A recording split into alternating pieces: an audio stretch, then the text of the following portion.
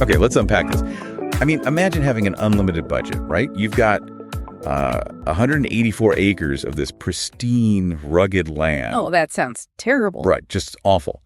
But your singular goal with all that land is to build this towering, medieval Gothic fortress. Naturally. But, like, you're not doing it for defense. You're building it purely to entertain your beloved 17 cats. 17 cats. I mean, that is a very specific kind of dream.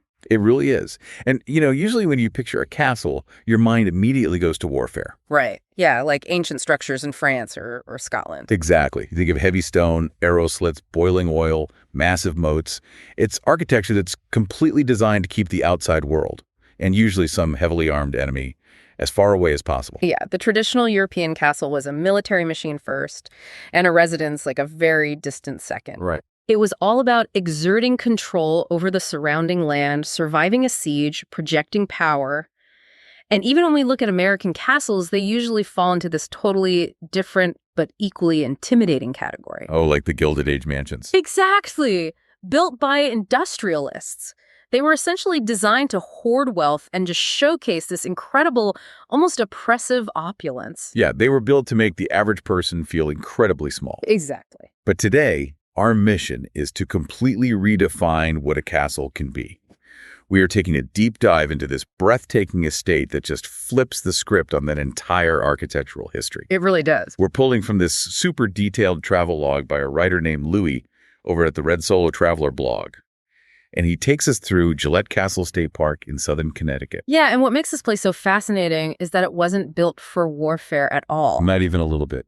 Right. It wasn't built to intimidate local peasants. It was built between 1914 and 1919 purely out of love. It was actually a gift to the creator's wife. Yeah. And it was driven by this absolutely eccentric, just unfettered creative vision. It's just such a remarkable departure from the norm. Yeah. I mean, what happens when you give an eccentric theater kid 184 acres and unlimited stone? Well, you get a structure that appropriates the visual language of a medieval fortress, like the rough stone, the towering battlements, but deploys it for entirely personal, artistic reasons. Yeah.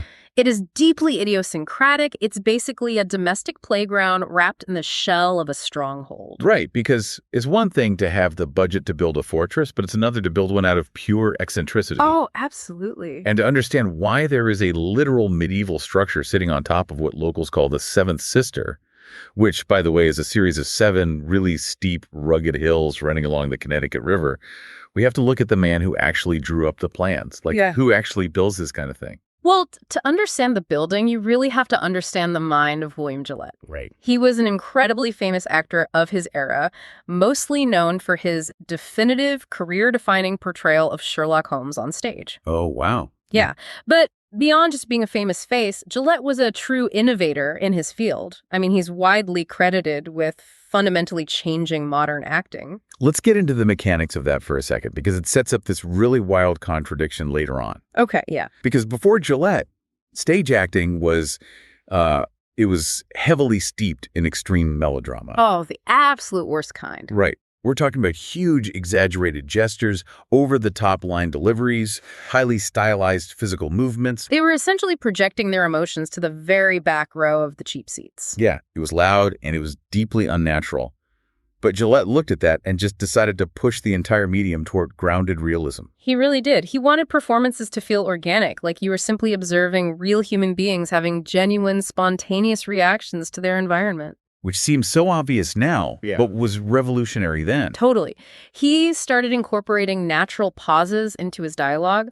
He would actually turn away from the audience, which was a huge deal. Wait, really? Just turning around? Yeah, because it broke that constant performative connection. He relied on micro-expressions rather than sweeping arm movements, that subtle, realistic style of acting that we just completely take for granted in modern movies. Yeah. He was one of the absolute pioneers pulling that methodology onto the stage. He stripped away the artifice. And He brought that exact same innovative, intensely hands-on approach to the construction of this castle. He did. He didn't just hire some vanity architect and walk away.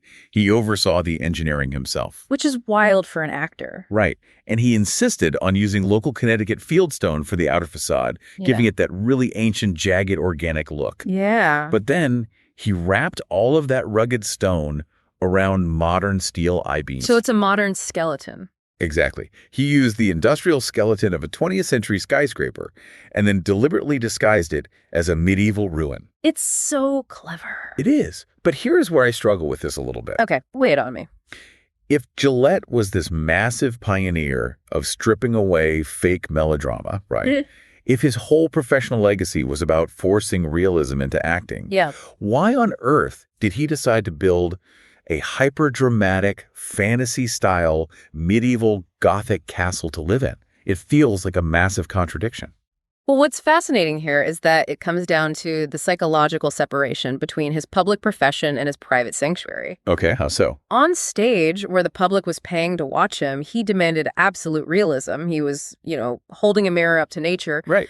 But in his real life, within his own private domain, he wanted total theatricality. He used this castle to exert complete, uncompromising directorial control over his physical environment.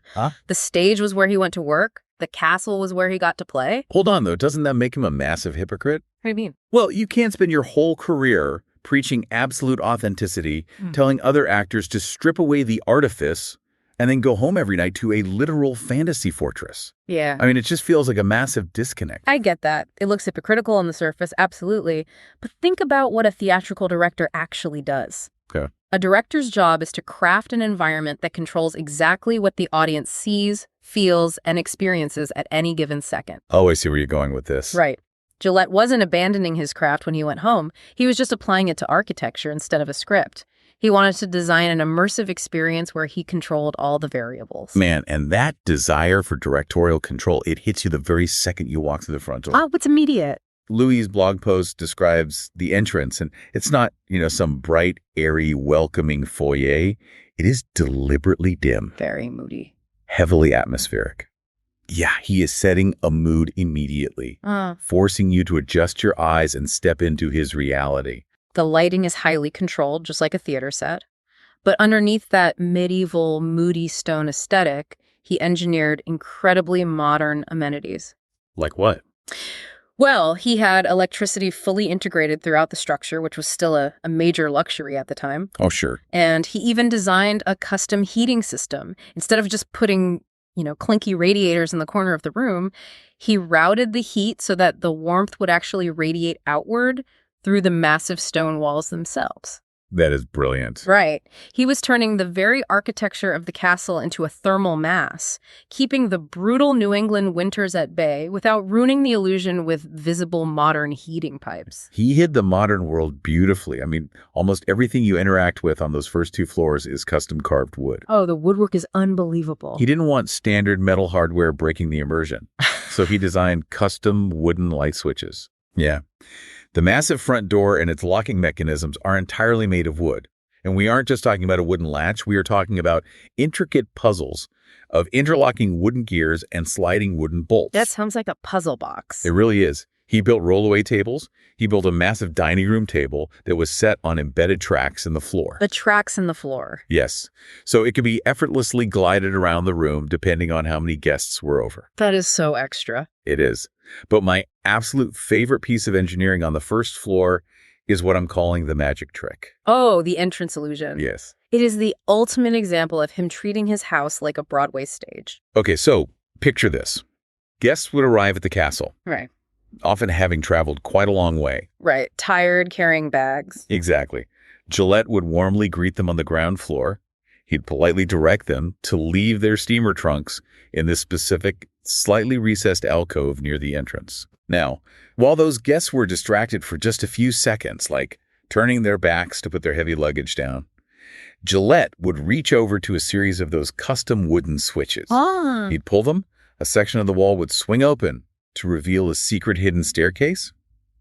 He'd silently slip inside, the wall would shut, and then seconds later, he would mysteriously appear up on the second floor balcony looking down at them. That is amazing. He just call out to them from above, totally delighting and completely bewildering his guests. He quite literally built a practical magic trick into the load-bearing walls of his home. It's so good. He understood the mechanics of misdirection perfectly.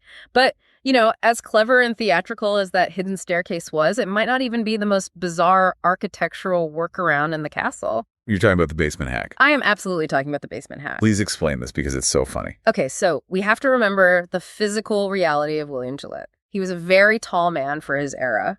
I mean, he stood 6'3", and he had a personal workshop down in the basement that he loved to use for his various engineering projects. The problem was the basement ceiling simply wasn't high enough for a 6'3" man to stand up straight. Right. And for a normal person, that means you compromise. Yeah. You just kind of hunch over while you're working at your workbench. You deal with a sore neck. Yeah. Or if you have infinite money, you excavate the basement floor to make the room deeper. You would assume so, right? But instead of accepting that physical limitation or doing standard excavation, Gillette just looked up. Wait. His executive office on the second floor sat directly above his basement workspace. So he just cut a square hole straight through the floorboards of his office. It's a hilariously literal solution to a structural problem. It really is. He essentially made a pop-up window for his head. Like he could stand perfectly straight in the basement, and his head would just be hovering a few inches above the floor in his second-story office. It is entirely absurd, but highly functional. He solved the posture issue. Yeah. But in doing so, he created a massive new problem. A giant hole in the floor. Yes. He now had a gaping, dangerous hole in the floor of his office. Someone could easily snap an ankle. Oh, absolutely. So to conceal the hole from anyone walking into the room, he built a short, completely non-functional wooden staircase right over it. A fake staircase. A literal stairway to nowhere, whose only mechanical purpose was to act as a protective wooden helmet for his head while he worked in the basement below. I read that and realized this entire first and second floor setup is basically the ultimate wholesome James Bond villain lair. It really is. It's got hidden levers, secret passages, tables gliding on tracks, fake staircases, hiding trapdoors. It absolutely has that mastermind energy. It reveals a mind that simply refused to accept standard limitations. Yeah. If the ceiling is too low, you don't compromise your posture and you don't do the obvious thing and dig. You engineer a multi-level architectural illusion to solve the problem. Right. He viewed the physical structure of his home as completely malleable. The house had to adapt to him, not the other way around. It's brilliantly playful. But as we transition up from those sprawling entertainment spaces on the first and second floors into the private living quarters on the third floor, the entire energy of the building shifts. Oh, totally. The massive, imposing scale of the castle suddenly shrinks down into these incredibly tight, almost claustrophobic, intimate quarters. Yeah, it's quite a contrast. But before we hit the bedrooms, though, we have to look at the great room on the second floor, which served as his main living room for entertaining, because right there in the middle of it is a literal cat castle made of custom-carved wood. Oh, the cats. William and his wife never had any human children, but they poured an incredible amount of affection into their pets. They really did. Over the years, they had anywhere from 14 to 17 cats living with them simultaneously at the estate.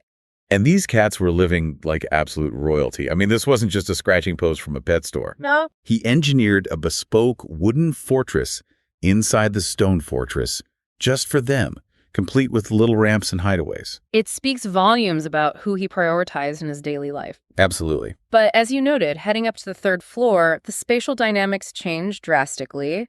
The hallways leading to the private bedrooms are surprisingly thin. Yeah, the blog specifically points out that they barely fit one person walking through at a time. Right. The grandiosity vanishes completely. And you look at the bedrooms themselves, which are all distinctively color-coded.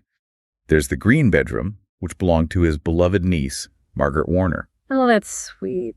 Yeah, since he didn't have kids of his own, he and Margaret shared a very strong familial bond, and she visited the castle often. Okay. Then you have the blue bedroom. This is a bright, beautiful corner room attached to a massive bathroom designed specifically for overnight guests, extended family, and the young actors and actresses who were working with him and needed a comfortable place to stay. He was providing a remarkably high level of luxury, light, and privacy for the people he invited into his world. I mean, he wanted his guests to feel pampered. But then you get to Gillette's own bedroom. Right. The guy who paid for all of this, the king of the castle. Right. And his bedroom is surprisingly tiny. Very tiny. It's not opulent at all. It's heavily organized, almost like the cabin of a naval ship. Yeah, it's very utilitarian. He designed these woven grass wall mattings decorated with hand-drawn art, and the limited space is maximized with all these clever, hyper-efficient concealed closets and swing-out drawers. Which is so interesting. It is. And I have to ask you, listening to this, in a sprawling 184-acre estate, why would the master of the house give himself the absolute smallest room? It is a bit baffling at first. It reminds me of one of those modern tiny house enthusiasts or someone who gets immense joy out of hyper-efficient luggage packing. Why cram yourself into a tiny box when you own a castle? Well, if we connect this back to the psychology of the director, it actually makes perfect sense. How so? He prioritized the comfort and the experience of his audience, his guests, his niece, his cats, over his own sprawling luxury. Okay, yeah. For himself, he didn't need a massive, opulent sleeping chamber because he didn't intend to spend his life resting. Yeah. His bedroom was purely functional. It was a highly efficient machine for sleeping and storing clothes. Oh, that makes sense. Right. The rest of the house, the public spaces, the hidden passages, the grounds, that was his canvas. That was where he actually lived his life. Yeah, he didn't want to lounge in a master suite. He wanted to be out in the castle, actively playing. Exactly. In fact, he even engineered an observation deck situated right between the stairs and the balcony on the upper floors. Like the spying deck. Yes. It was equipped with specially angled mirrors so he could secretly spy on his guests down in the great room. Of course he did. He was just constantly watching his audience react to his set pieces, completely unseen. He was the director, always observing from the wings to see if his stagecraft was working. And if you continue up to the very top floor, you see what he truly valued beyond the theatrics. What's up there? Well, it's not a grand penthouse. It's an art gallery featuring beautiful depictions of his stage performances. Oh, wow. Yeah. There are display cases full of preserved letters to and from other actors. There's a massive library, all of it framed by this stunning, intricate woodwork. That sounds beautiful. It really is. The highest point of the castle is dedicated to his craft, his peers, and his community. It's a monument to the theater, not to his ego. I love that. But, you know, his theatricality was so massive that it couldn't be contained just by the stone walls of the house. Oh, it spilled right out. It completely bleeds out into the massive backyard. You step outside and you're greeted by this beautiful outdoor pavilion featuring 4 picnic tables. Okay. And it looks out over an incredibly serene, sweeping view of the Connecticut River. And right above the entrance to this pavilion, looking down at you as you enter, are 2 large stone cat statues. Oh, naturally. Just silently guarding the premises. Oh, a fitting architectural tribute to his true heirs. Exactly. But the grounds themselves are where Gillette's most ambitious and perhaps most logistically complex project really took shape. Well, we have to talk about the trains. Yes, the trains. Gillette had an absolute lifelong obsession with locomotives. I mean, who doesn't love a good train? Right. But he took it to another level. He kept meticulously detailed scrapbooks filled with pictures, mechanical schematics, stories, and clippings about trains.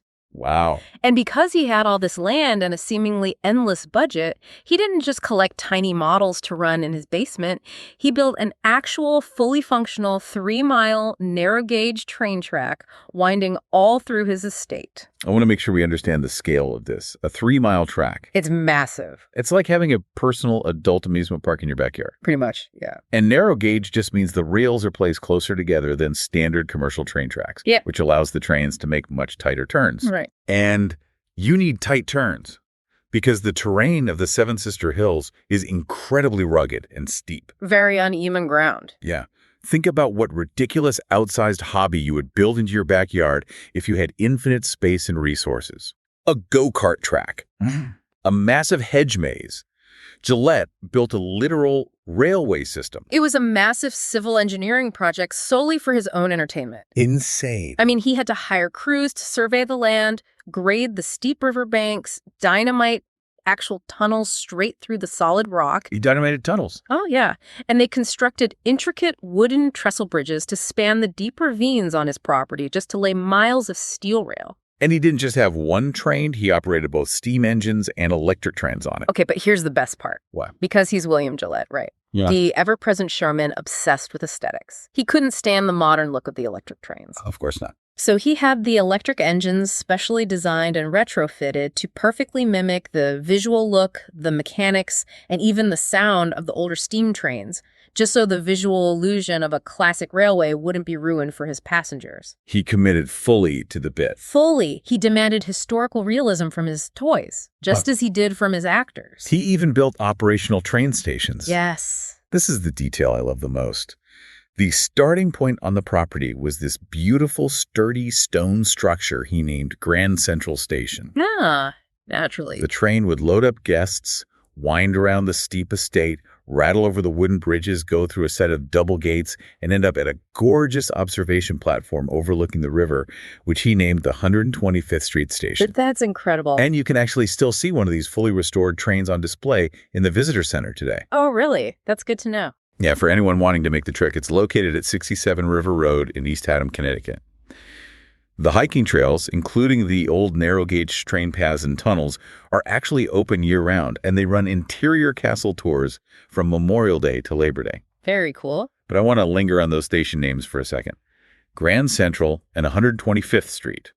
Those are major, chaotic New York City transit hubs. The irony there is beautiful and I think very deliberate. How so? Well, he spent years and an absolute fortune building this secluded, peaceful nature retreat in the quiet hills of Connecticut, explicitly to get far away from the noise and chaos of the city. Right. Yet when it came time to name his beloved train stations nestled in the woods, he chose the busiest, loudest, most frantic transit hubs in New York City. Why do that? Why bring the city to the woods? Because it was his way of bringing the theatrical world he loved into the peaceful world he built. Oh. Yeah, New York was the center of his professional life. It was where the Broadway theaters were, where he made his name.